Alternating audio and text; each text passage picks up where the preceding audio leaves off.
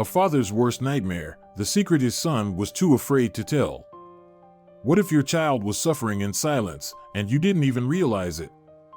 David Callahan was a devoted father, always making sure his son, Ethan, had everything he needed. Food, love, security. But something was wrong. Every day, Ethan came home starving. And when David checked his lunchbox, it was empty, too empty. Not a single crumb. At first, David thought maybe Ethan was just extra hungry. Maybe he was trading his food with friends. But then came the lies. The nervous glances. The hesitation. His own son, his own flesh and blood, was hiding something from him. Determined to uncover the truth, David did something drastic. He planted a hidden recording device in Ethan's backpack. And what he discovered? Shocking. Unthinkable. Someone at school, someone with power and authority, was taking advantage of his child. But who? And why? This is the story of a father who refused to look the other way. A father who risked everything to protect his son. And the horrifying discovery that changed their lives forever. Watch until the end to see how David fights back. Comment below, what would you do in his situation? Like, share, and subscribe for more real-life stories that will leave you speechless. David had always been a man of routine. Each morning, he woke up before the sun had fully risen, the house still wrapped in the quiet hum of night fading into day. The first thing he did was put on a pot of coffee, the rich aroma filling the kitchen as he moved about with practiced ease. The house was old but sturdy, with wooden floors that creaked just a little under his steps. He liked the sound. It reminded him that this house had history, that it had seen years of laughter, struggles, and small moments of everyday love. As the coffee brewed, he reached for the familiar lunchbox that had been a staple in their morning routine for as long as he could remember. A sturdy blue container with Ethan's name scribbled on the inside of the lid, a little smudged from years of washing. David had packed this lunch countless times, always making sure his boy had a good meal for the day ahead. 2 sandwiches, usually turkey or peanut butter and jelly, neatly wrapped. A fresh apple or a bag of baby carrots. A small treat, sometimes a granola bar, sometimes a homemade cookie if he'd had the time to bake over the weekend. And a juice box, tucked in just right to keep everything in place. He was meticulous about it. It wasn't just about food, it was about making sure Ethan knew he was cared for, that he was provided for. A lunchbox was a small thing, but to David, it meant security. A father's way of making sure his child never had to worry. As he set the lunchbox aside, he glanced at the clock. It was almost time to wake Ethan. He made his way down the hall, stopping just outside his son's room. The door was slightly ajar, and inside, he could hear the soft, steady breathing of a child still lost in sleep. The sight of Ethan curled beneath the blankets always tugged at something deep in David's chest. There was something about watching your child sleep, the innocence, the trust in knowing they were safe in their own home.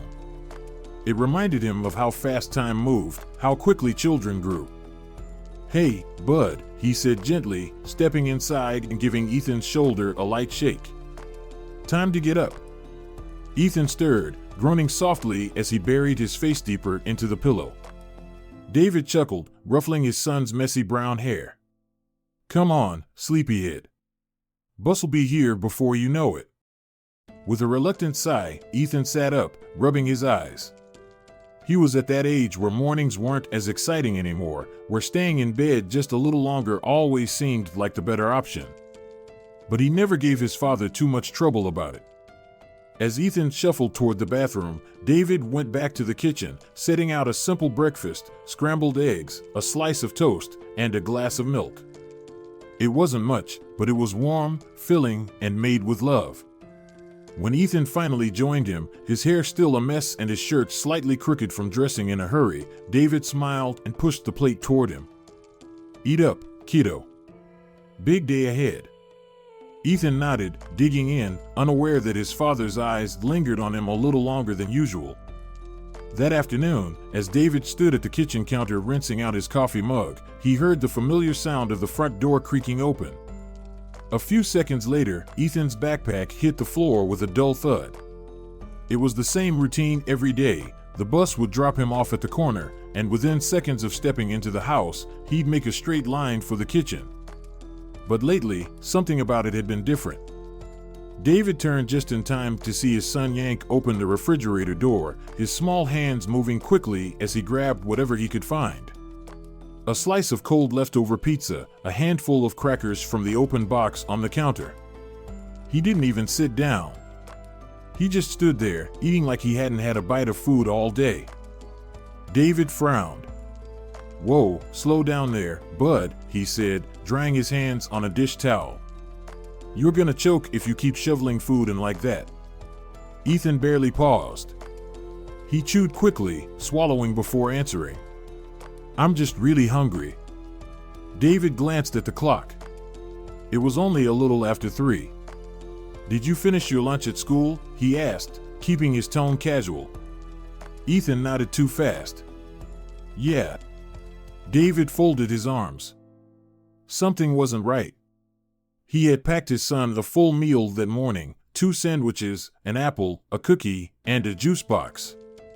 It was plenty, more than enough to last him until he got home. And yet, here he was, wolfing down anything he could get his hands on, as if he hadn't eaten all day. He decided to push a little more. "What did you have for lunch?" Ethan hesitated. It was brief, but David caught it. "The sandwiches," he said, grabbing another handful of crackers. "And the apple." David steadied his face. It was a simple enough answer, but something about the way Ethan said it didn't sit right. His son had never been a great liar. He had tells, small, almost imperceptible things, like how he suddenly couldn't hold eye contact or how he rushed his words just a little too much. David's stomach twisted. "Was it enough?" he asked, his voice softer now. "You shouldn't be this hungry." Ethan shrugged, avoiding his father's gaze. "I guess I just got hungry again." David wasn't buying it, but he let it go, for now. He didn't want to push too hard, not if Ethan wasn't ready to talk. Instead, he reached for a bowl and poured his son some cereal, watching as Ethan grabbed the spoon and dug in like he hadn't already eaten half the fridge. As he sat at the table, David leaned back against the counter, trying to shake the unease growing in his chest. He'd seen his son come home hungry before. Sure, kids burned a lot of energy, and sometimes they just needed a snack. But this wasn't normal. This was something else. He just didn't know what yet. David leaned against the counter, watching Ethan eat like he hadn't had a meal in days. The sight made his stomach twist. He had packed his son a full lunch that morning, plenty of food to last him through the school day. Yet here he was, devouring cereal and crackers like he hadn't eaten a single bite. Something wasn't adding up. David pulled out a chair and sat across from him, resting his arms on the table. He kept his voice light, careful not to sound too pushy. "So," he said casually, "how was school today?" Ethan barely looked up from his bowl. "Fine." David gave a small nod.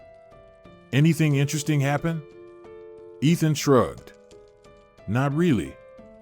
It wasn't an unusual response. Kids weren't always the most talkative when it came to school. But there was something about the way Ethan answered, how his shoulders tensed just slightly, how he kept his eyes on his food instead of looking at his father. David knew his son well, and this wasn't just a tired kid avoiding small talk. This was different. David decided to shift gears. "What about lunch?" he asked, tilting his head slightly. "What did you end up having?" Ethan hesitated for just a second, so quick that most people wouldn't have noticed it. But David did. His son swallowed hard and forced a casual tone. "The sandwiches," he said. "And the apple." David kept his face neutral. "And the cookie?" Ethan blinked, caught off guard. "What?" "The cookie," David repeated. "I packed you one this morning. Did you eat it?" For the first time, Ethan slowed down. His spoon hovered above the cereal bowl, and he shifted slightly in his seat. Yeah. That was a lie. David didn't know how he knew, but he did. Maybe it was the way Ethan said it too quickly, or how he suddenly seemed more focused on his cereal than the conversation. Either way, his answer didn't sit right. David sighed, deciding to take a different approach. "Ethan," he said gently, "are you sure you ate your lunch?" Ethan's grip on the spoon tightened just slightly. "Yeah, Dad." David leaned forward a little. "Because you came home starving. I mean, really starving. That's not normal. You know you can tell me if something's going on, right?"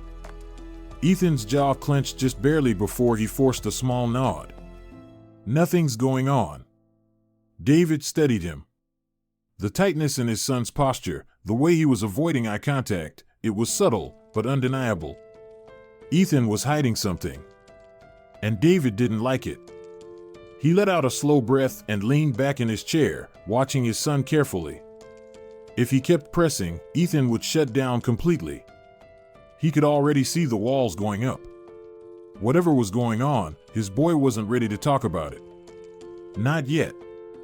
But David wasn't letting this go. "All right," he said finally, standing up and patting Ethan's shoulder. "If you say so."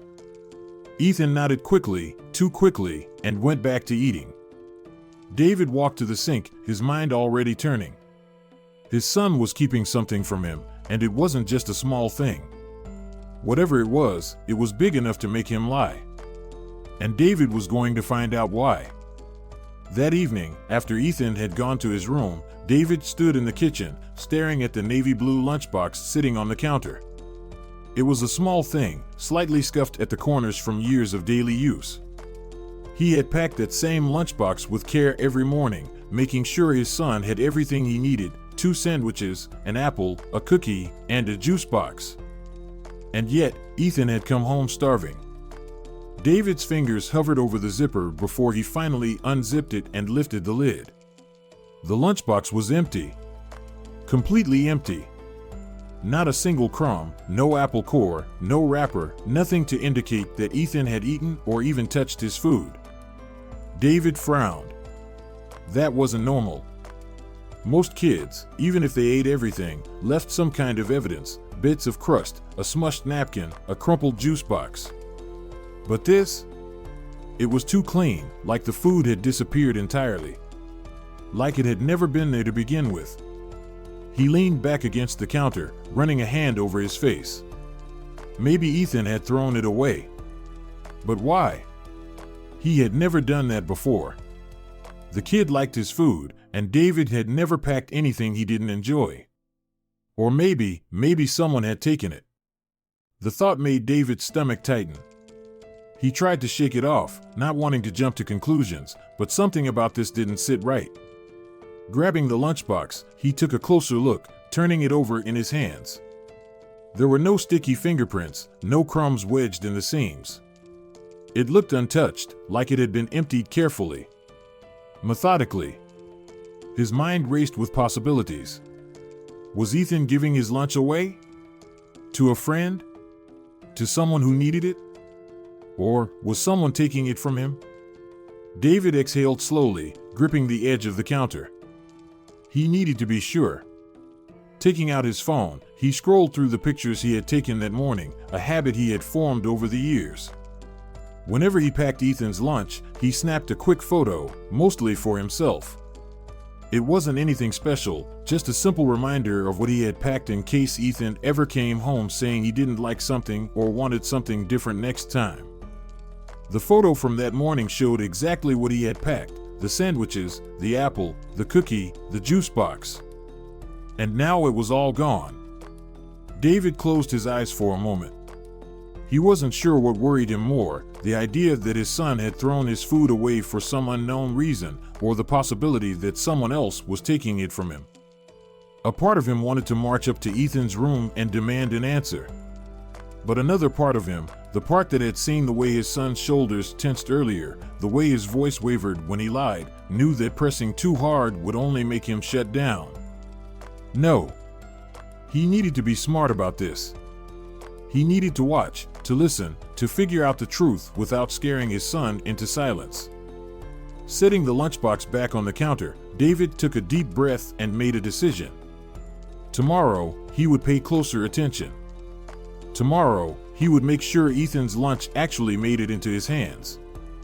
And if it didn't, if his son came home starving again, then David would have no choice but to dig deeper. Because something was wrong. And he wasn't going to ignore it. That evening, David waited for the right moment to bring it up again. He didn't want to push too hard, not yet, but the empty lunchbox sat heavy in his mind, demanding answers. Ethan was on the couch, flipping through a comic book, his feet tucked beneath him. The television was on, playing some show he liked, but his eyes weren't really focused on it. David sat down beside him, making sure to keep his tone light. "Hey, bud." Ethan glanced up briefly. "Hey, Dad." David leaned back, pretending to be casual. "So, tell me again what you had for lunch today." Ethan's fingers tensed just slightly around the pages of his comic. "I told you already. The sandwiches. And the apple." David nodded, as if he was just making conversation. "Right. And the cookie?" Ethan hesitated, just for a second, but it was enough. "Yeah," he said quickly. "That too." David sighed softly. He hated this. He hated the idea of his son feeling like he had to lie to him. He reached over and ruffled Ethan's hair. "You sure?" he asked, still keeping his voice easy. "Because I checked your lunchbox, and it was completely empty. Not a crumb left." "That's kinda weird, don't you think?" Ethan's face barely changed, but something behind his eyes shifted. He straightened a little, forcing a small shrug. I guess I just ate everything." David studied him. Ethan wouldn't even look at him now, his eyes flickering back to his comic book like he was hoping the conversation would just end. David wasn't going to let it end. "You've never been a super fast eater," he pointed out. "And I've seen your lunchbox after school before. You always leave at least something behind. But today? Not even an apple core?" Ethan shifted uncomfortably. "I don't know, Dad. Maybe I wasn't paying attention. I was hungry, so I just ate fast." David nodded slowly. Maybe. But he didn't believe it. He could see it all over his son's face, the nervous energy, the way he was gripping that comic just a little too tight. Ethan was holding something back, and David didn't know why. He could feel the frustration creeping up inside him, but he pushed it down. Getting mad wouldn't help. Ethan needed to feel safe enough to tell him the truth, and right now, for some reason, he didn't. David sighed and patted his knee. "All right," he said finally. "If you say so." Ethan nodded quickly and turned a page in his comic, pretending like the conversation was over. But David wasn't done, not by a long shot. If Ethan wasn't ready to talk, David would just have to find the answers himself. Later that night, after Ethan had gone to bed, David sat at the kitchen table, his fingers drumming lightly against the wooden surface. The empty lunchbox still sat there, almost mocking him. He had gone over every possibility in his mind. Maybe Ethan was throwing his lunch away, maybe he was giving it to someone else, or maybe, worst of all, someone was taking it from him. David exhaled and reached for his phone. There was only one way to find out. He scrolled through his contacts until he found the number for Millwood Elementary and tapped it. The automated message played first, listing the school's hours and directory options. He pressed the number for the main office and waited, his knee bouncing under the table. After a few rings, a soft, professional voice answered. "Millwood Elementary, this is Mrs. Carter. How can I help you?" David cleared his throat. "Hi, this is David Callahan. My son, Ethan, is in 4th grade. I had a quick question about lunchtime."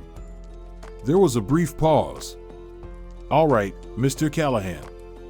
What do you need to know?" David leaned forward, pressing his elbow against the table. I just wanted to check, do the kids actually eat in the cafeteria every day? Or are there times when they might eat somewhere else? Like in their classrooms or outside? Mrs. Carter hesitated for a moment. No, all students eat in the cafeteria unless they have special permission. Why do you ask? David hesitated. He didn't want to jump to conclusions, but something about all of this felt off.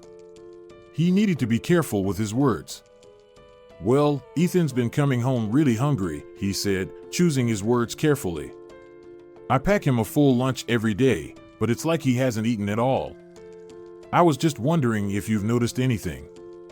Maybe the teachers keep an eye on the kids while they eat? There was another pause, longer this time. Teachers do monitor the cafeteria, Mrs. Carter said slowly, but it's a big room. It's not always easy to notice what every child is doing. David nodded, even though she couldn't see him. Do you think someone could be taking his lunch? Or maybe he's giving it away? Mrs. Carter's voice softened. I wouldn't want to assume anything, Mr. Callahan. But if you're concerned, I can speak with his teacher tomorrow. Maybe she's noticed something. David felt a small flicker of relief. At least she was willing to look into it. Yeah, he said. That would be great. I'd really appreciate it. I'll have her give you a call, Mrs. Carter assured him. And if you'd like, you can always come in and check on things yourself. David's grip on the phone tightened. He was already planning on it. Thank you, he said. I'll be in touch. As he ended the call, he sat back in his chair, rubbing a hand over his face. He had hoped for a simple answer, something that would put his worries to rest. Instead, all he had was more questions. If Ethan wasn't eating his lunch, then where was it going? David barely slept that night. He kept replaying the conversation with the school secretary, turning her words over in his mind. Maybe Ethan's teacher has noticed something. That was the problem, maybe wasn't good enough. He needed answers. By the time the sun was rising, David had already made up his mind. He wasn't going to sit around waiting for a phone call. He was going to the school himself. After making sure Ethan was out the door and on the bus, David picked up his phone and dialed the school's number again. It rang twice before Mrs. Carter answered, her voice just as polite as the night before. Millwood Elementary, this is Mrs. Carter. Hi, it's David Callahan again. Ethan's dad. Oh, yes, Mr. Callahan, she said, her tone warm. I actually plan to follow up with you today.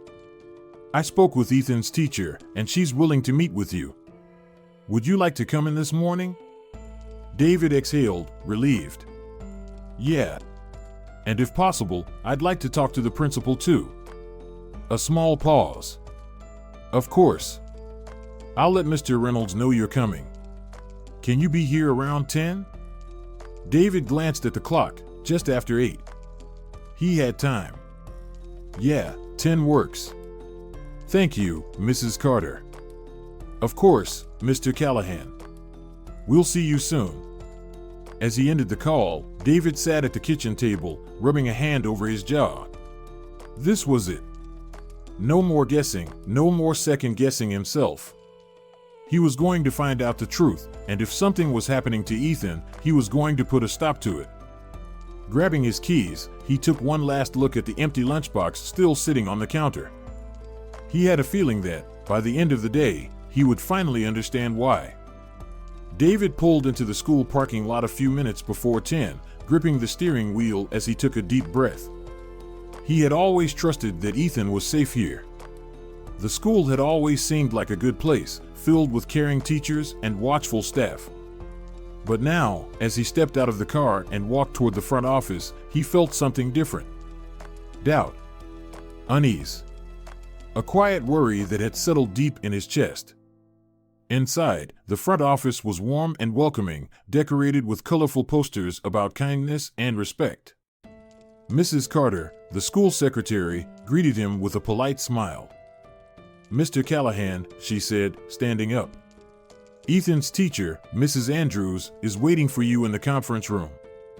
Mr. Reynolds, the principal, will join you shortly. David nodded. Thank you. She led him down the hall to a small room with a round table and a few chairs. Inside, a woman in her late 40s stood up as he entered. Mrs. Andrews.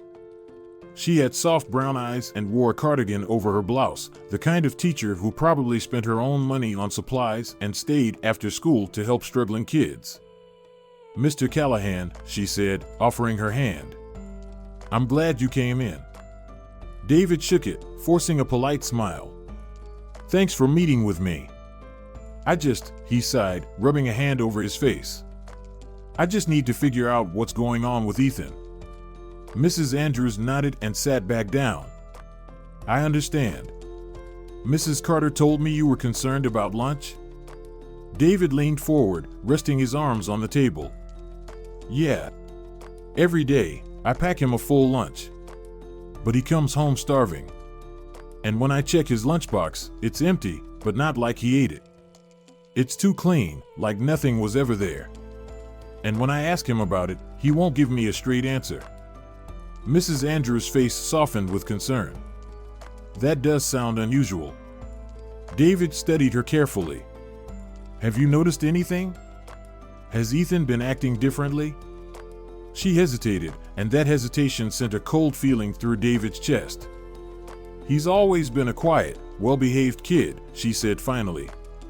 But now that you mention it, yes. He's been more withdrawn lately. David tensed. How? Mrs. Andrews sighed. He doesn't talk as much in class. And at lunch, he doesn't sit with his usual friends.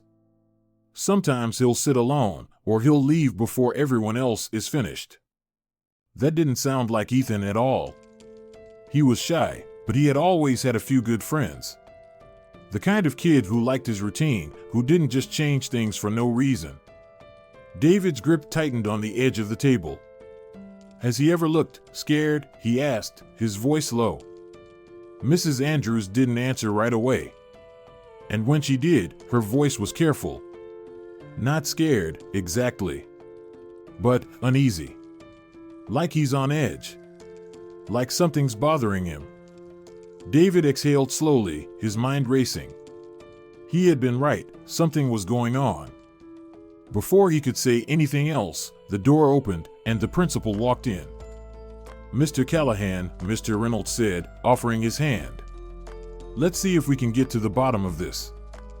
David sat stiffly in the chair, his mind working through what Mrs. Andrews had just told him. Ethan had been acting uneasy. He had been sitting alone at lunch. And now, his teacher confirmed what David had feared, something was wrong. The door opened again, and Mr. Reynolds, the school principal, entered with a calm but serious expression. He greeted David with a firm handshake and gestured for him to stay seated. I understand you have concerns about Ethan, Mr. Reynolds said as he settled into the chair across from David. David nodded. Yeah. He's coming home hungry every day. I pack him a full lunch, but when I check his lunchbox, it's completely empty, like nothing was ever there. And when I ask him about it, he won't tell me the truth. Mr. Reynolds exchanged a quick glance with Mrs. Andrews, then turned his attention back to David. We haven't received any reports about Ethan being bullied, but that doesn't mean something isn't happening. I'd like to ask a few students if they've noticed anything. Sometimes, kids notice things that adults miss. David exhaled. Finally, a step forward. Yeah, he said. That'd be great. Within a few minutes, Mrs. Andrews had pulled aside 3 of Ethan's classmates, 2 boys and a girl. They stood in front of the conference table, shifting on their feet, glancing at each other uncertainly. Mr. Reynolds gave them a reassuring smile. Hey, guys. We just want to ask a quick question about your classmate Ethan. Have you noticed anything different about him lately? The kids hesitated before the girl, Mia, spoke up. He doesn't eat with us anymore, she said. David's chest tightened. He used to, the second boy, Jake, added. But now, he just kinda leaves early. David forced himself to stay calm. Leaves early? Where does he go? The kid shrugged. I don't know, Jake admitted. He just walks away. David's jaw clenched. Ethan had always been a kid who liked routines. Why would he suddenly start avoiding lunch with his friends? Then, the third boy, Ryan, frowned and spoke up for the first time. I saw him throw something away once, he said hesitantly. David's heart pounded. What do you mean? Ryan shrugged. It was, like, a couple of days ago. He was at the trash can, and I saw him holding something, like a bag or a container or something. Then he just threw it in and walked away real fast. David's hands curled into fists. Was Ethan throwing his whole lunch away? Why? Mr. Reynolds folded his hands together. Did you see what was inside the bag? He asked. Ryan shook his head. No. I just thought it was weird. He looked kinda nervous. David's stomach twisted. His son wasn't just avoiding his lunch, he was getting rid of it on purpose. But why? And what was he so afraid of? David sat back in his chair, his mind racing. His son wasn't just avoiding lunch, he was getting rid of it on purpose. But why? What was he so afraid of? Mrs. Andrews glanced at the students and nodded toward the door. Thank you for your help. You can head back to class now. The kids shuffled out, whispering to each other as they disappeared down the hall. David turned back to Mrs. Andrews and Mr. Reynolds, his pulse hammering. This doesn't make sense, he muttered. Ethan loves his lunch. Why would he throw it away? Mrs. Andrews hesitated. There's something else. David's head snapped up. What do you mean? She folded her hands on the table, choosing her words carefully. I didn't think much of it before, but now. I've noticed that Ethan seems uncomfortable in one of his classes. More than just normal nerves. David's body tensed. Which class? Mrs. Andrews exhaled. Math. David frowned. Math? He's always liked math. Yes, and he's still doing well in it. But it's not the subject that's the problem, she said. It's his teacher. A chill ran through David's spine. Who teaches his math class? Mrs. Andrews hesitated again, then said the name, Mr. Wilson. David's jaw tightened. He wasn't familiar with the man, but something about the way Mrs. Andrews said his name, careful, hesitant, sent a cold feeling through his chest. What do you mean by uncomfortable?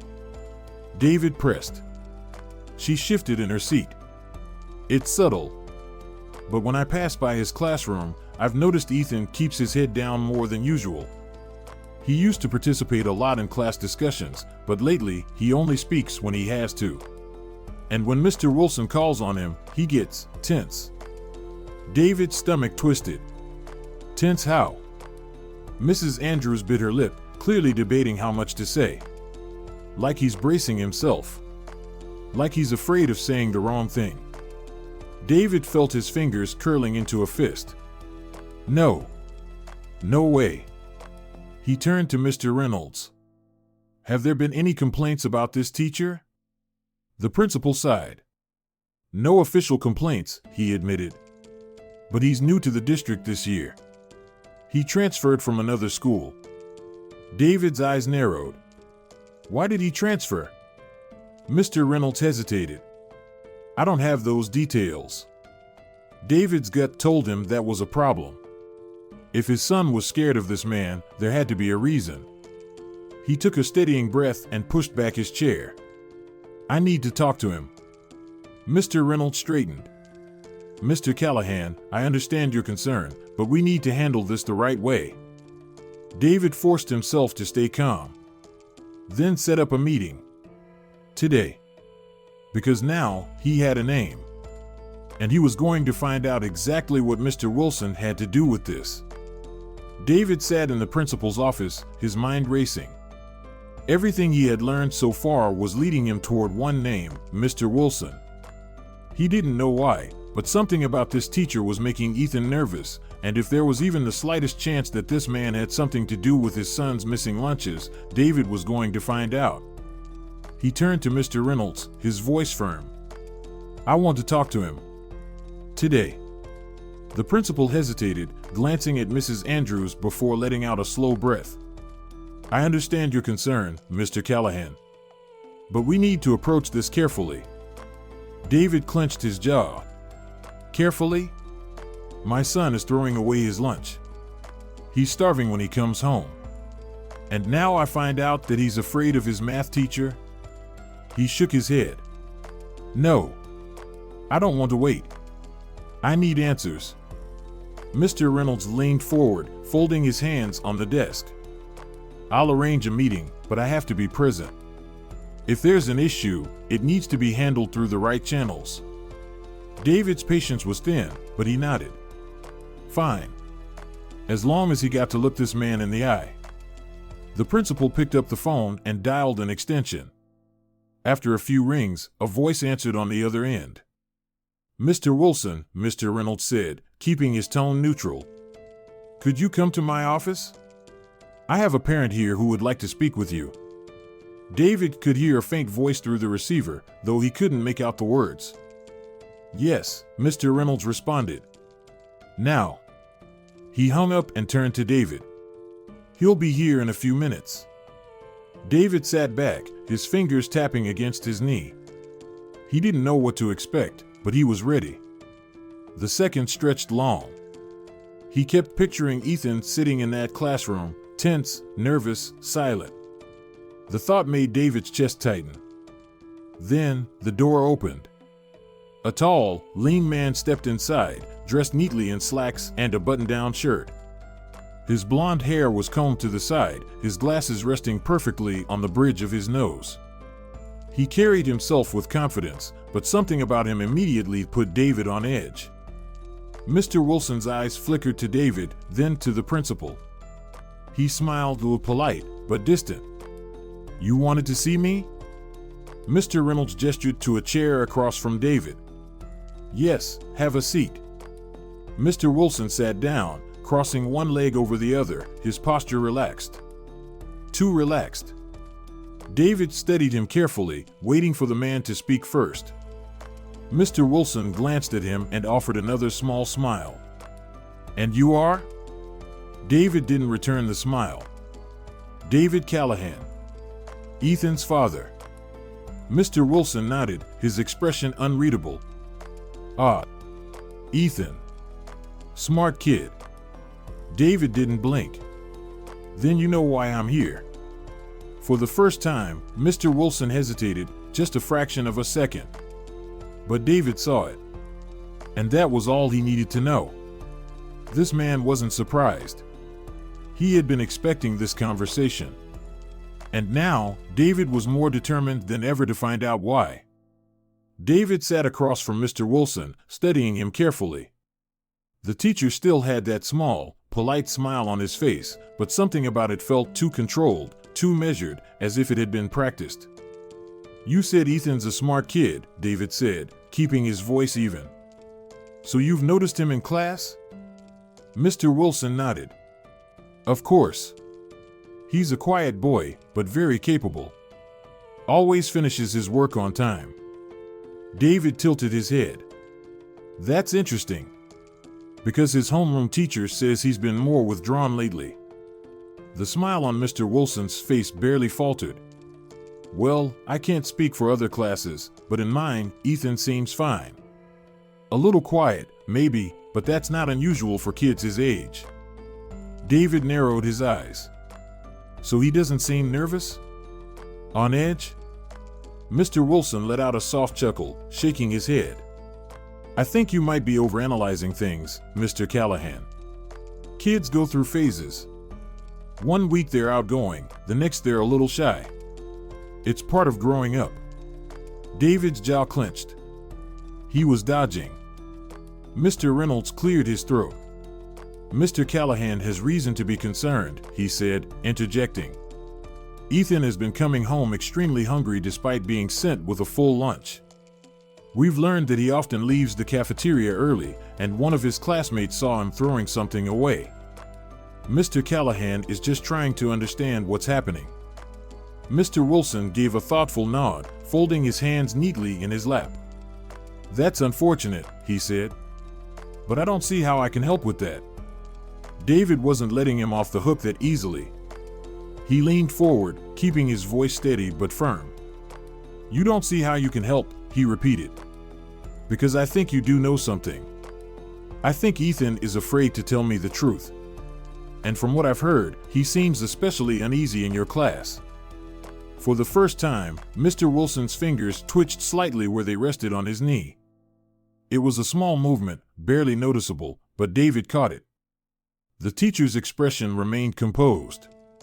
"I assure you, Mr. Callahan, I run my class with fairness and respect. If Ethan is struggling with something, it's news to me." David could feel his frustration rising.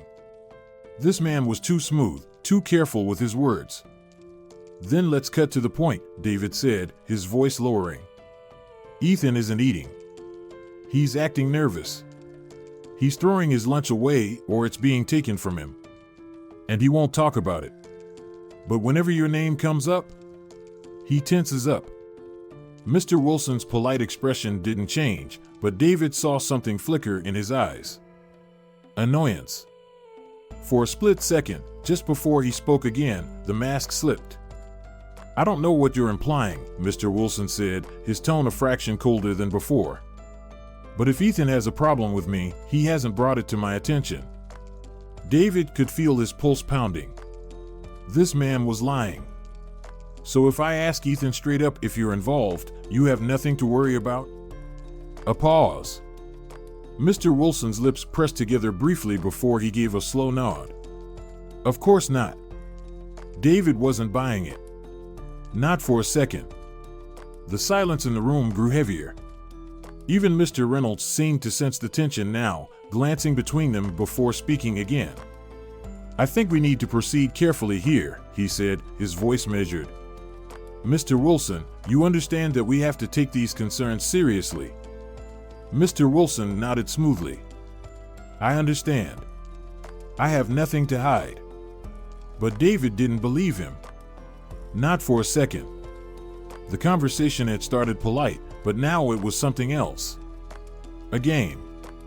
And David had every intention of winning.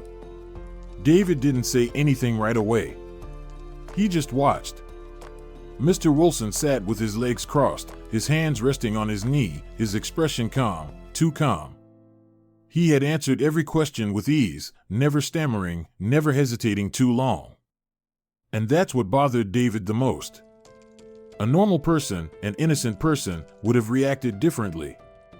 If a teacher was being accused, even indirectly, of making a student feel uncomfortable, most would be confused, concerned, maybe even defensive.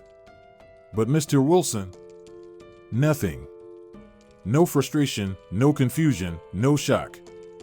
Only control. David studied him closer. It wasn't just the way he spoke, it was the way he moved. The way his fingers curled slightly against his knee, tightening just for a second before relaxing again. The way his smile lingered a fraction too long before fading. The way his eyes flickered toward the principal before settling back on David, calculating his every move. This man wasn't answering questions. He was performing.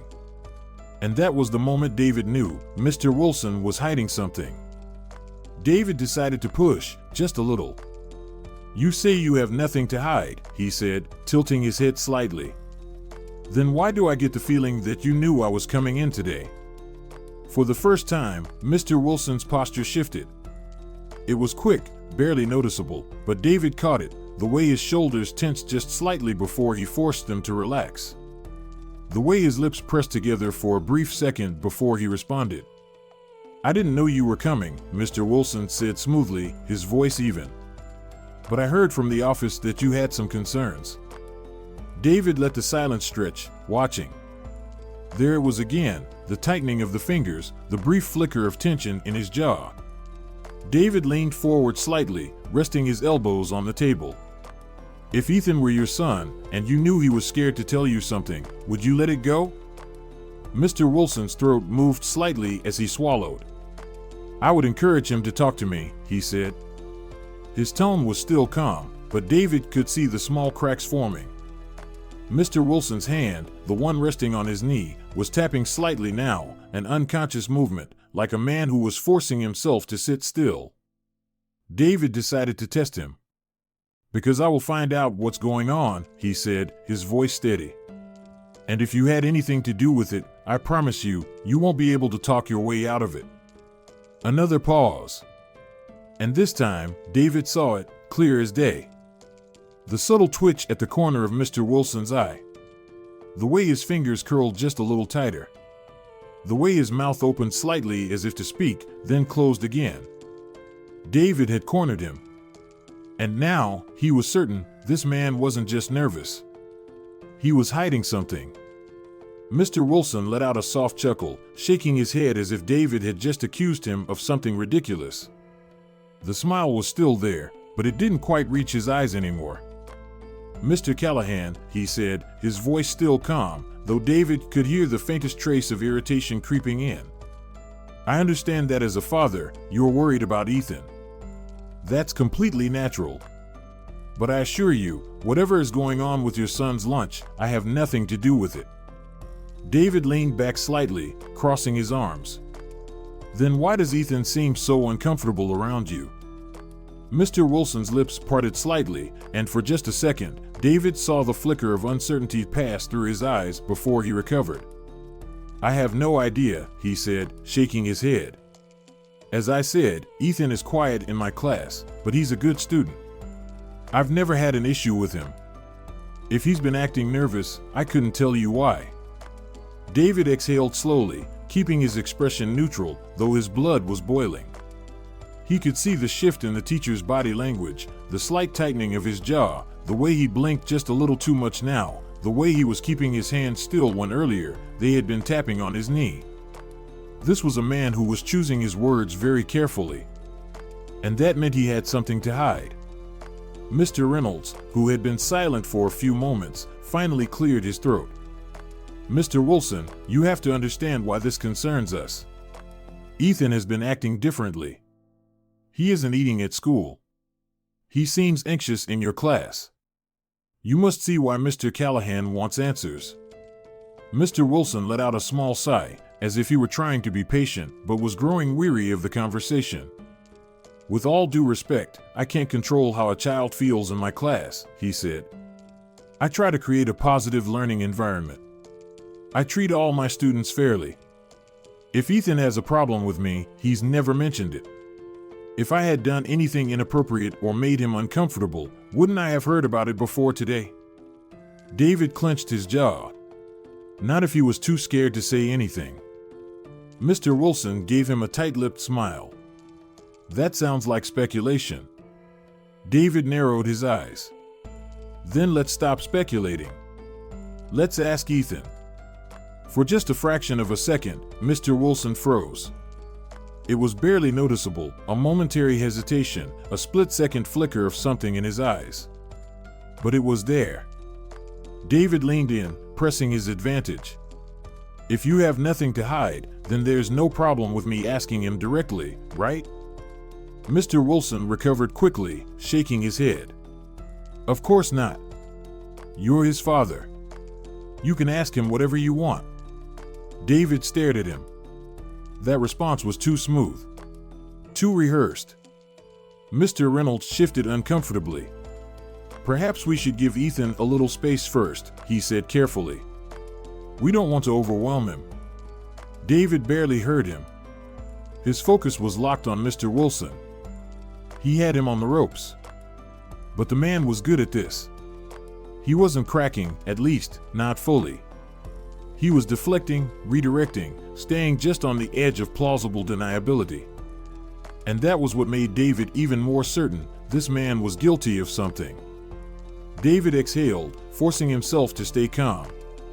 So if I asked my son tonight, and he told me that you never took his lunch, never pressured him, never made him feel like he had to give it away, I should believe that? Mr. Wilson gave another one of those polite smiles, though this time it felt thinner. "I would certainly hope so," he said. David clenched his fists under the table. He wanted to grab this man by the collar and demand the truth. He wanted to shake the answers out of him. But that wouldn't get him anywhere. So instead, he let out a slow breath and nodded. "All right." Mr. Wilson looked slightly surprised. "All right?" David stood. "I'll ask Ethan." He saw it again, that flicker of tension, the brief moment where Mr. Wilson's composure almost wavered. "Of course," Mr. Wilson said smoothly, standing as well. "Like I said, I have nothing to hide." David forced himself to smile. "Then I guess we'll see, won't we?" As he turned to leave, he could feel Mr. Wilson's eyes on him. And for the first time, David knew without a doubt this man was lying. And he was going to prove it. David sat at the kitchen table long after Ethan had gone to bed, his fingers drumming against the surface as he stared at his laptop screen. The house was quiet, save for the occasional creak of the old wooden floors and the faint hum of the refrigerator. He had spent the entire evening replaying his conversation with Mr. Wilson in his head, analyzing every word, every flicker of hesitation in the man's expression. He was lying. David could feel it in his gut. But gut feelings weren't enough. If he wanted answers, he needed proof. He opened a search engine and typed in a simple phrase: "How to discreetly monitor a situation." The results that popped up weren't exactly what he was looking for, mostly articles on business surveillance and home security cameras. He refined his search. How to collect evidence of misconduct. That brought up a mix of legal guides and investigative techniques. He skimmed through them, his eyes scanning for anything useful. Most of the resources focused on workplace issues, what to do if you suspected a coworker of stealing, how to document harassment, but one section stood out. Secret audio recording laws by state. David clicked on it, his pulse quickening. He knew he was walking a fine line here. He wasn't a lawyer, but he wanted to make sure whatever he did wouldn't backfire. The page outlined different laws regarding audio recordings. Some states required both parties to consent, while others allowed a recording as long as one person in the conversation knew about it. His state? One-party consent. That meant he could record a conversation as long as he was part of it, or if his son was unknowingly carrying the device. David exhaled, rubbing a hand over his face. This was it. He had his way forward. He shifted his search again. Best discrete recording devices. A list of products popped up: small voice recorders, hidden cameras, even apps that could turn a smartphone into a secret recording device. He clicked on a review page, reading through recommendations. Some of the devices were bulky, meant for law enforcement or private investigators. Others were small, nearly invisible, the kind of thing you could slip into a pocket without anyone noticing. One in particular caught his attention. A miniature voice recorder no bigger than a thumb drive. It had clear audio, long battery life, and automatic voice activation, meaning it would start recording only when it picked up sound. David's stomach twisted as he stared at the screen. Was he really about to do this? He wasn't the kind of man who snooped. He had always raised Ethan to be honest, to speak up when something was wrong. But Ethan wasn't talking. And David had to protect him. His fingers hovered over the buy now button. He didn't even hesitate. Within seconds, the order was placed. The recorder would arrive tomorrow. David closed the laptop and leaned back in his chair, staring at the ceiling. This had to work. Because one way or another, he was going to find out the truth. The next morning, David woke up with a strange sense of resolve. His mind had been set the night before, but now, as he sat at the kitchen table sipping his coffee, the weight of what he was about to do fully settled in. He had always been a straightforward, honest man, someone who believed in talking things out, solving problems the right way. But this wasn't a normal situation. Ethan wasn't talking. And Mr. Wilson was lying. David had no choice. A knock at the door signaled the arrival of the package. He got up, grabbed the small box from the porch, and set it on the table. For a long moment, he just stared at it. Then, he opened it. The recording device was even smaller than he expected, no bigger than a car key. It was sleek, black, and had a simple on-off switch. He picked it up, turning it over in his fingers, feeling its weight. It was light enough that Ethan wouldn't notice it in his bag. David hated that he had to do this. He wanted to sit Ethan down, look him in the eyes, and get the truth. But every time he had tried, his son shut down. And if someone was taking his food, making him afraid to talk, then David needed undeniable proof before confronting anyone again. So this was the only way.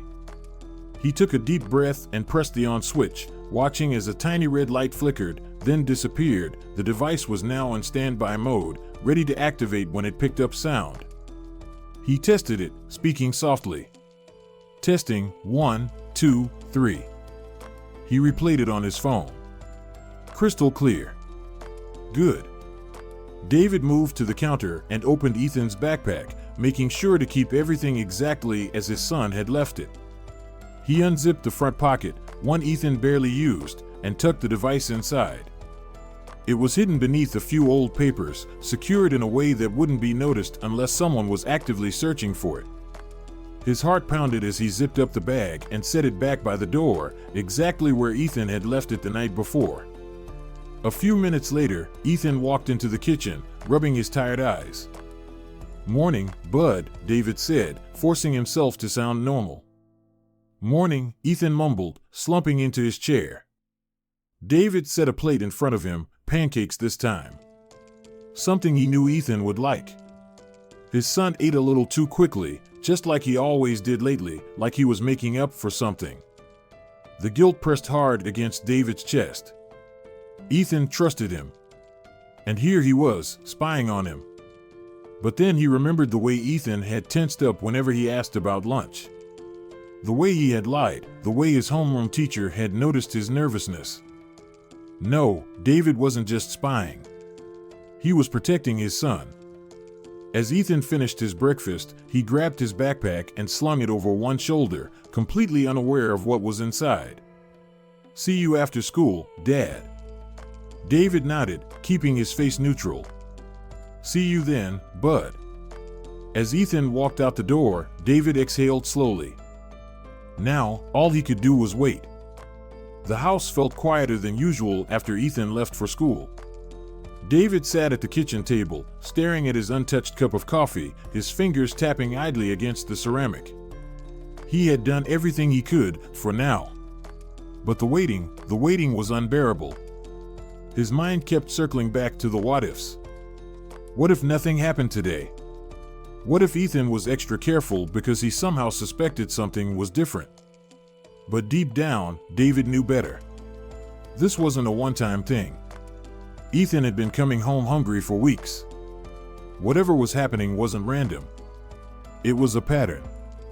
And if today was like every other day, then the recorder would catch it. He tried to distract himself. He went outside, trimmed the hedges, cleaned out the garage, things he'd been meaning to do for weeks. But nothing helped.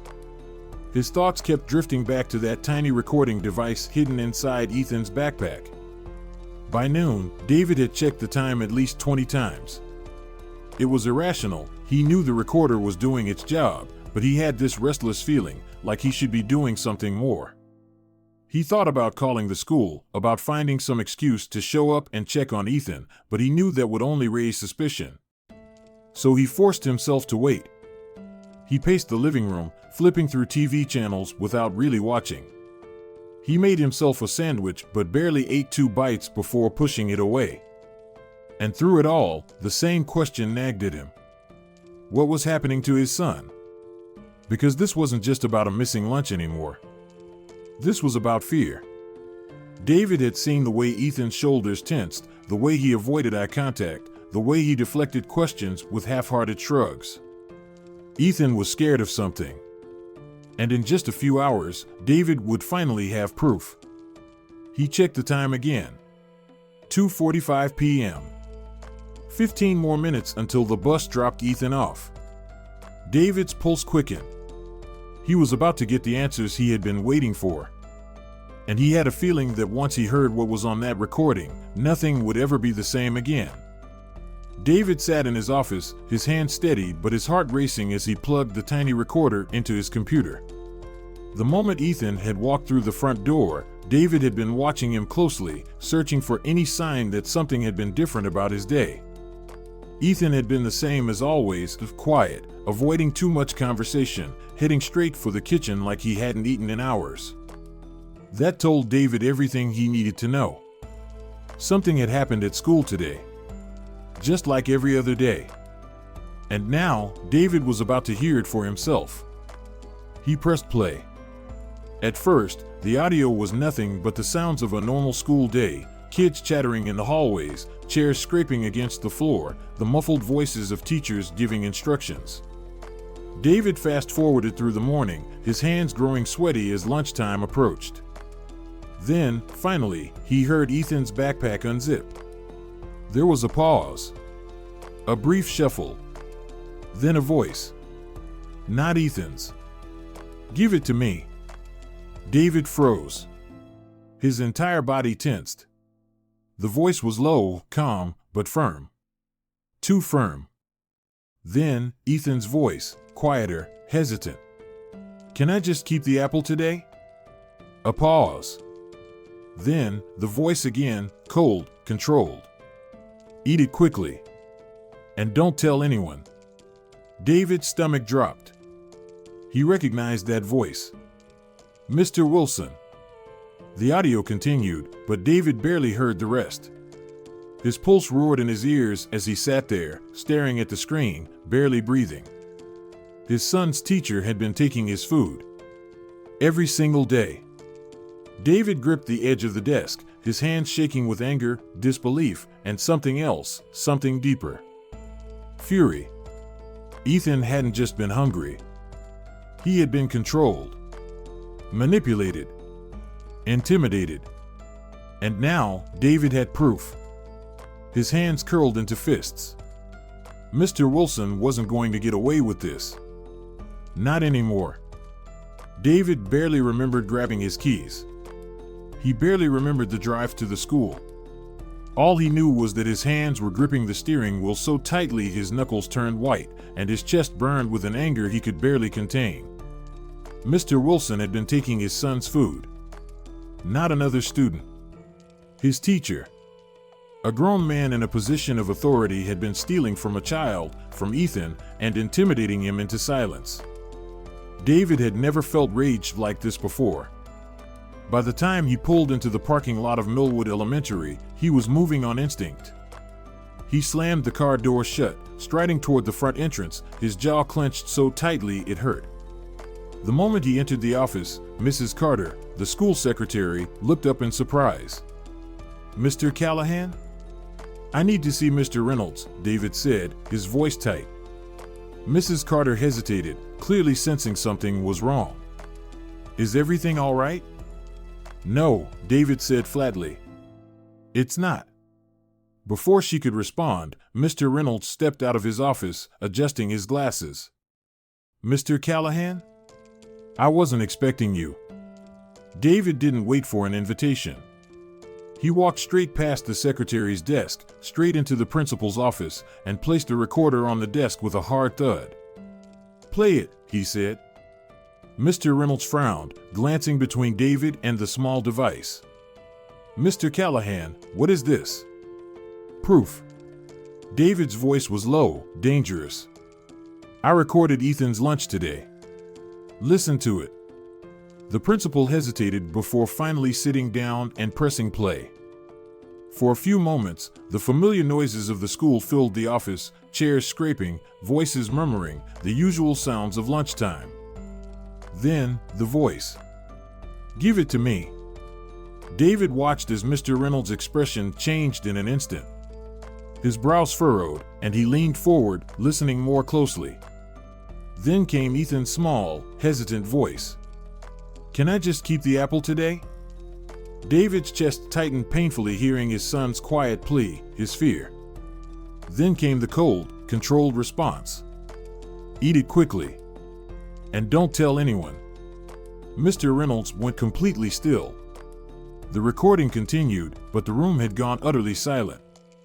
When the audio finally stopped, David folded his arms, his voice deadly calm. Your teacher has been stealing from my son. Every single day. Mr. Reynolds exhaled slowly, running a hand down his face. He looked shaken. Mr. Callahan. I don't even know what to say. David's fists clenched. You don't have to say anything. I want him fired. Now. The principal hesitated. We have policies we have to follow. David slammed his palm on the desk, his patience snapping. You have proof. You have his voice on record. This man is preying on children, controlling them, making them afraid to speak up. You're telling me there's policy in place to protect a man like that? Mr. Reynolds sat back, looking at the recorder again. His face was pale, like he was still processing what he had just heard. After a long moment, he nodded. Mr. Wilson needs to answer for this. David's breath came out in a shaky exhale. Finally, Mr. Reynolds picked up the phone. I'm calling him in now. David folded his arms, his jaw tight.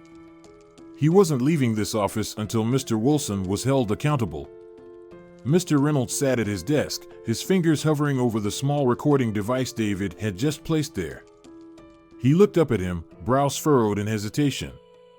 You're sure about this? He asked, though his voice lacked any real doubt. David's jaw clenched. Was he serious? Press play, David said, his tone leaving no room for argument. The principal exhaled, then reached for the device, clicking the button. At first, the room filled with the familiar, ordinary sounds of a school cafeteria, trays clattering, children talking, chairs scraping against the tiled floor. The noise of a typical, uneventful lunch period. Then, a voice cut through the chatter. Give it to me. Mr. Reynolds' face immediately shifted, his eyes narrowing. David watched him carefully, every flicker of emotion, every subtle change in his expression. Then came Ethan's small, hesitant voice. Can I just keep the apple today? A long, painful silence. Then, the response, low, firm, calculated. Eat it quickly. And don't tell anyone. David barely breathed, watching the principal's face. Mr. Reynolds' hands slowly curled into fists on the desk.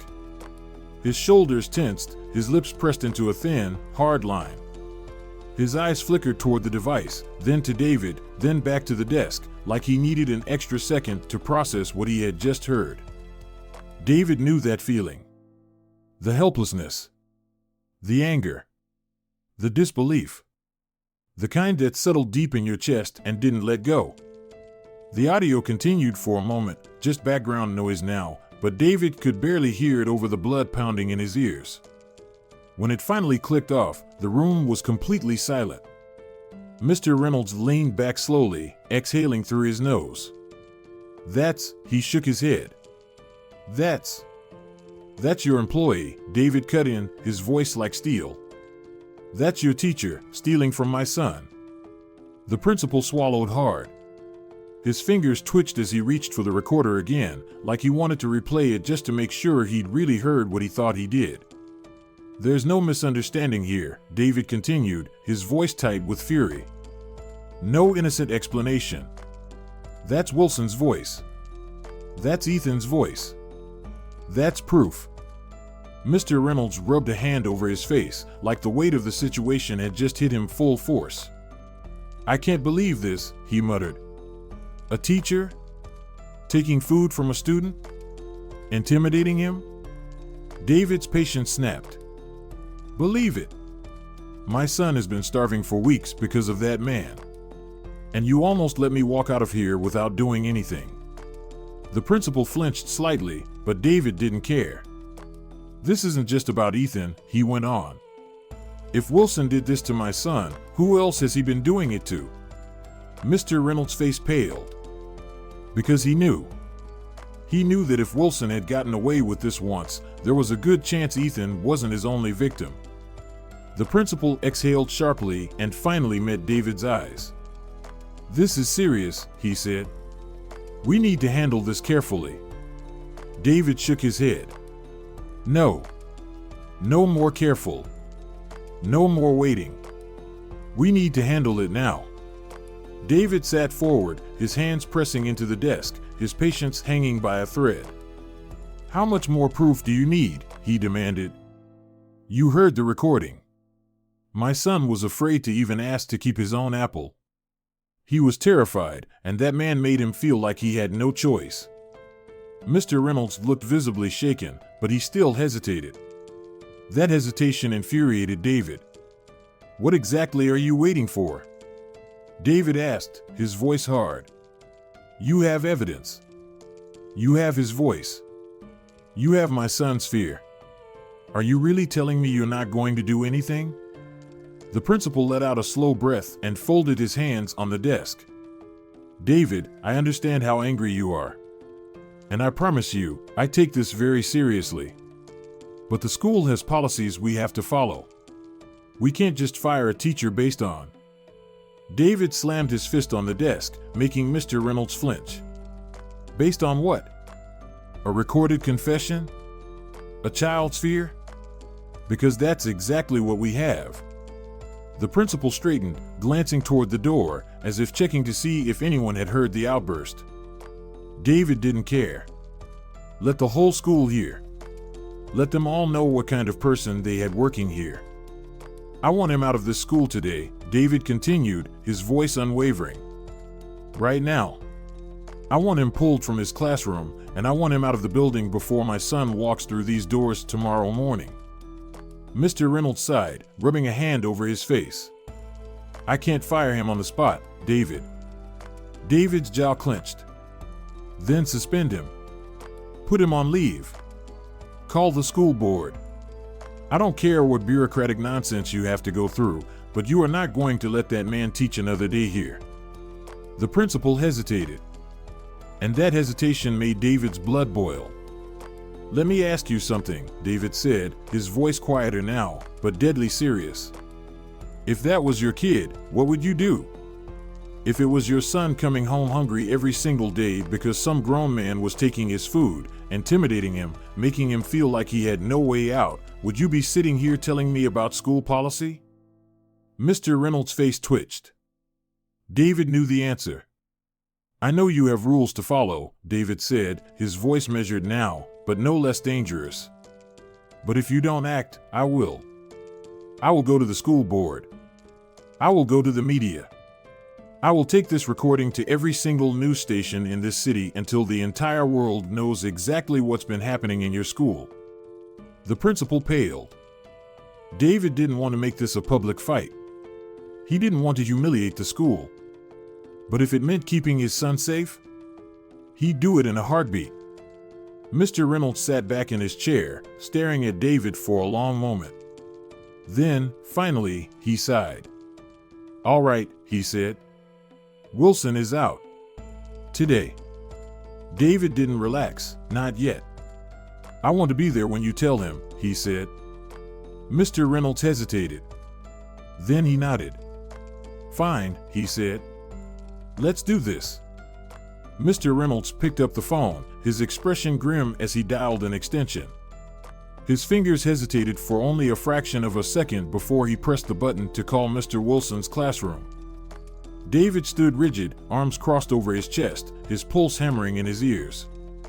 He wasn't leaving this office until he saw Wilson confronted, until he saw him squirm, until he saw the truth finally come to light. The phone rang twice before a voice answered. "Yes?" David clenched his fists. That voice.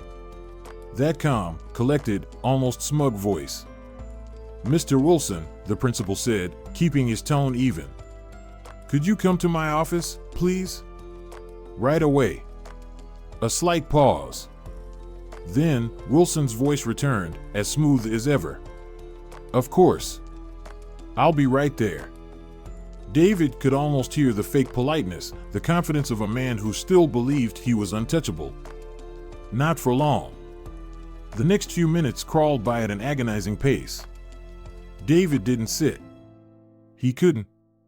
He stood near the window, forcing himself to breathe slowly, evenly. He had spent weeks trying to understand what was happening to Ethan. And now, he had his answer. And he was going to watch Mr. Wilson pay for it. Finally, the door creaked open. Mr. Wilson stepped inside, dressed as neatly as always, pressed shirt, polished shoes, that same composed demeanor. His gaze flickered between David and Mr. Reynolds, assessing the room. "Ah," he said, smiling slightly. "Mr. Callahan. We seem to be meeting quite often lately." David didn't smile back. Mr. Reynolds cleared his throat. "Close the door, Mr. Wilson." Wilson's eyes barely flickered, but he did as he was told. Then, he turned, hands folded casually in front of him. "What can I do for you?" David could feel the rage simmering beneath his skin. The audacity of this man, standing here, acting as if he wasn't guilty. Mr. Reynolds didn't waste time. He pressed play on the recorder. The room filled with the sound of the school cafeteria, the chatter of children. Then, Wilson's voice rang out clearly. "Give it to me." David saw it then, the first crack in Wilson's mask. His posture stiffened, just slightly. His fingers twitched against his wrist. But his face remained carefully composed. Then, Ethan's small, hesitant voice. "Can I just keep the apple today?" Another pause. And then, that same low, commanding voice, Wilson's voice. "Eat it quickly. And don't tell anyone." Silence. David's breath came hard and fast through his nose, his hands curling into fists at his sides. And Wilson? Wilson was still standing there. Still calm. Still in control. Until he laughed. David's head snapped up. "Something funny?"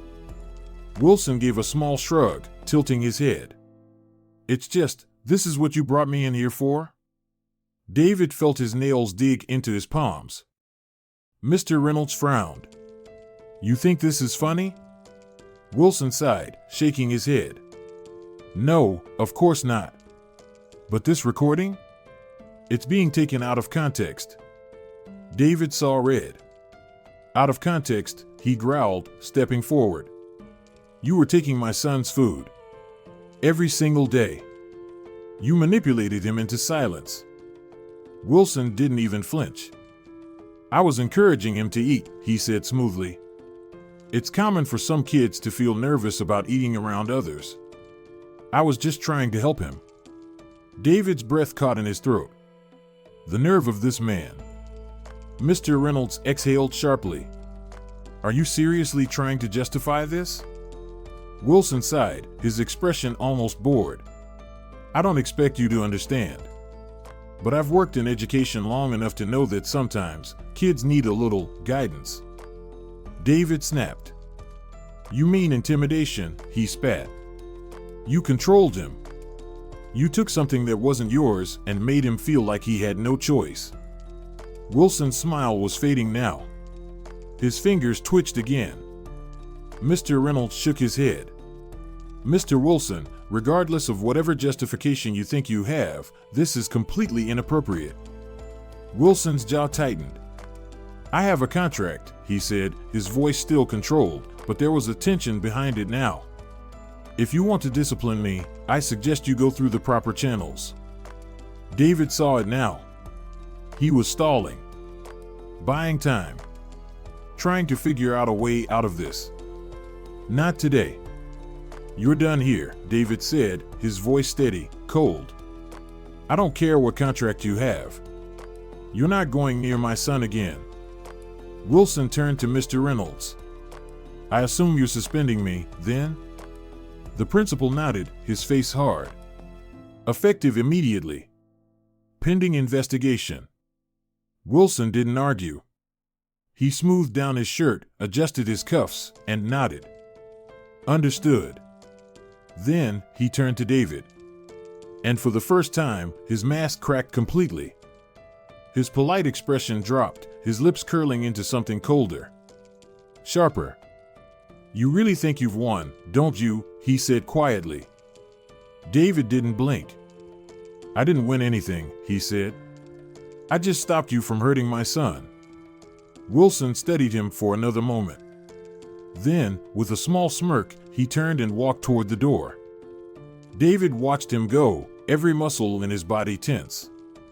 Because something about the way Wilson walked out of that office made it clear. This wasn't over. The air in the principal's office felt heavy, even after Mr. Wilson had walked out. David stood there, his fists still clenched at his sides, his heartbeat pounding in his ears. He had gotten what he wanted. Wilson was suspended. But that wasn't enough. David turned to Mr. Reynolds, his voice sharp. Suspension isn't enough. He needs to be fired. Permanently. The principal exhaled, rubbing his temples. Mr. Callahan, I understand how you feel, but this process has to be handled the right way. We can't terminate someone without a full investigation. David's jaw clenched. More red tape. More delays. Investigation, he repeated. You already have proof. You heard the recording.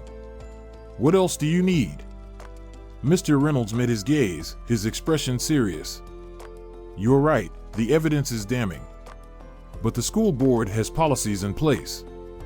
If we don't follow the proper procedures, Wilson could fight back legally. David hated hearing that. The idea that this man, this predator, could somehow find a way to talk his way out of this made his stomach churn. We've already contacted the district office, Mr. Reynolds continued.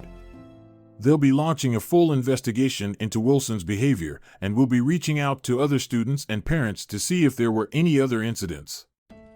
David felt something cold settle in his gut. Other students.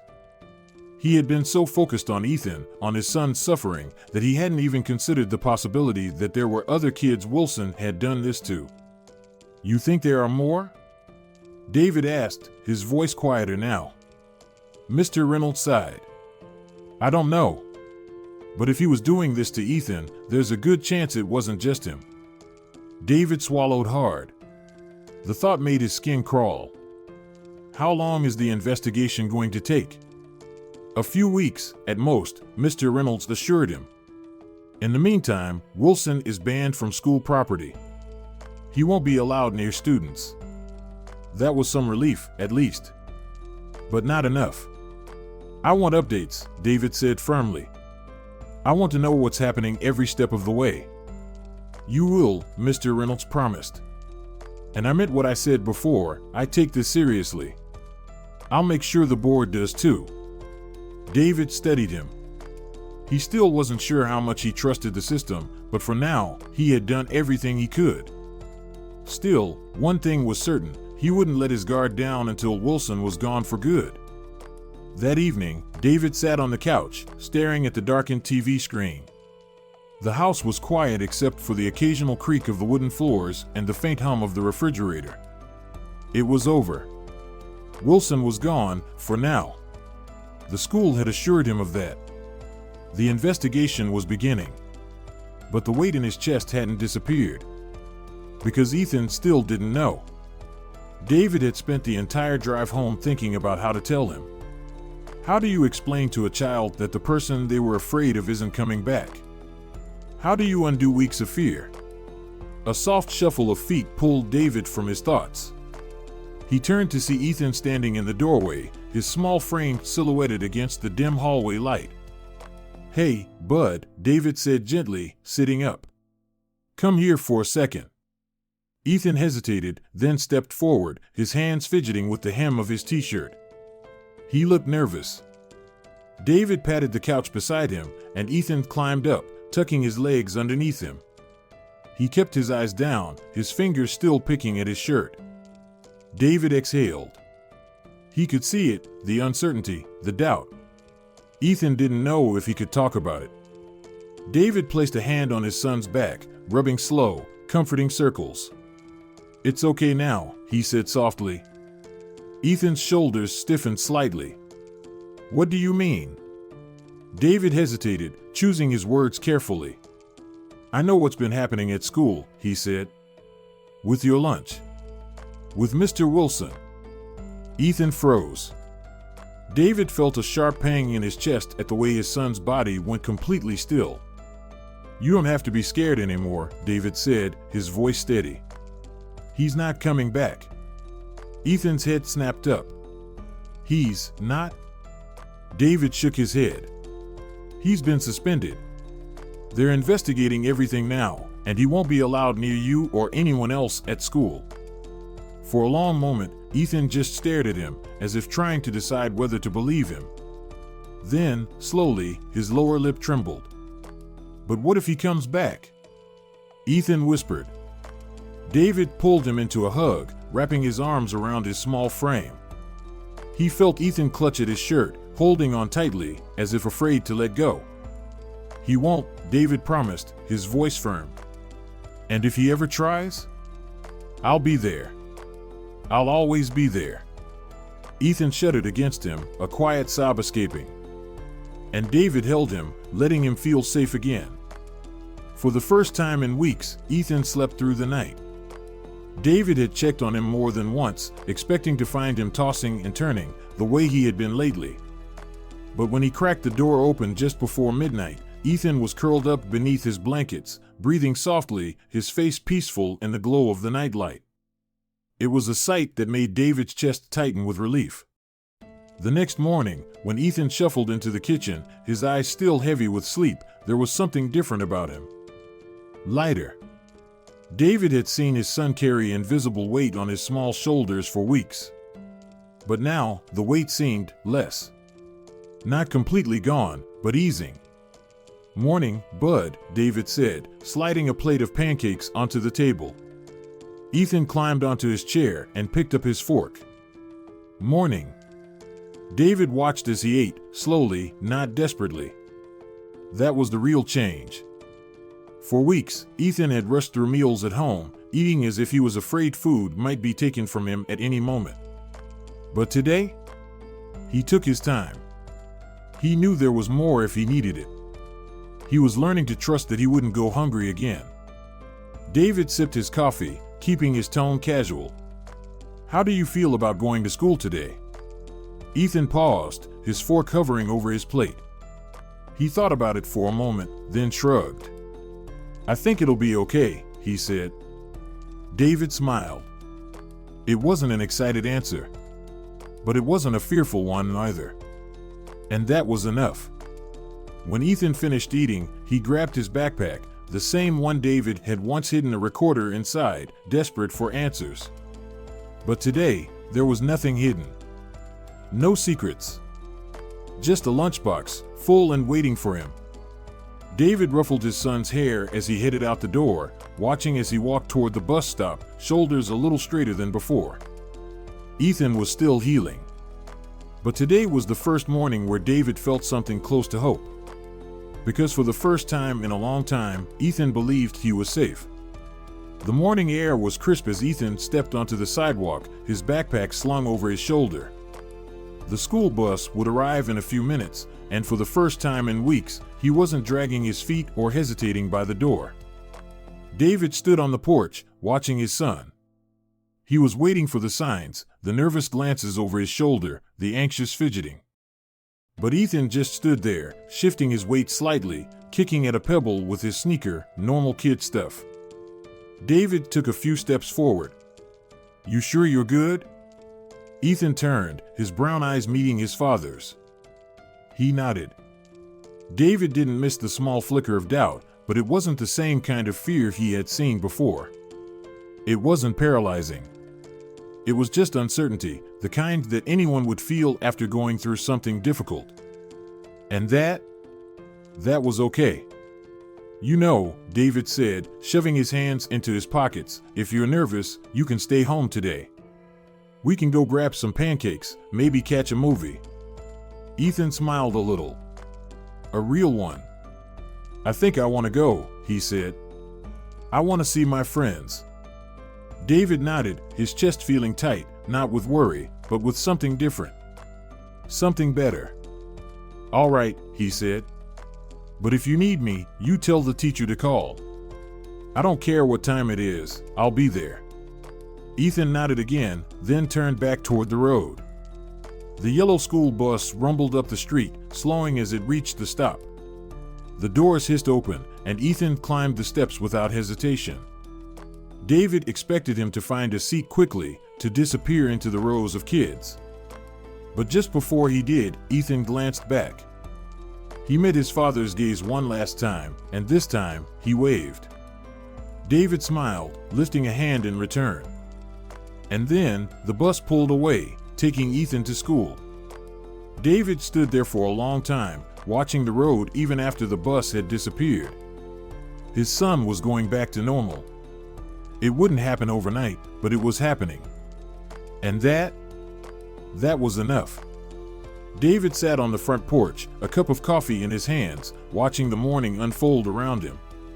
The sun was climbing higher in the sky, painting the world in soft golden light. Ethan was at school. Not just physically there, but truly present, for the first time in weeks. And David?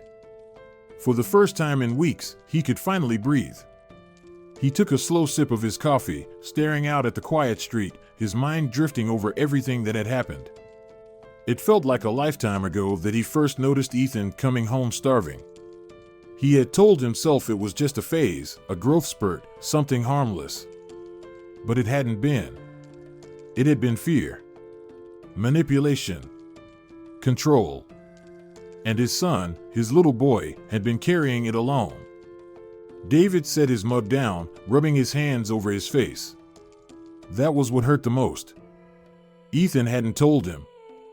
Hadn't felt like he could. And that meant David had almost missed it. He thought back to the moment he had checked Ethan's lunchbox and found it completely empty, too clean, too perfect. That had been the first real sign. The first crack in the illusion that everything was fine. Then had come the denials. The half-truths. The nervous glances away whenever he had pressed too hard. David had spent nights lying awake, wondering if he was overreacting, if he was seeing problems that weren't really there. But his gut had told him otherwise. And thank God he had listened. Because Ethan had been suffering in silence. And no child should ever feel that way. David exhaled slowly, gripping the porch railing. The truth had been worse than he ever imagined.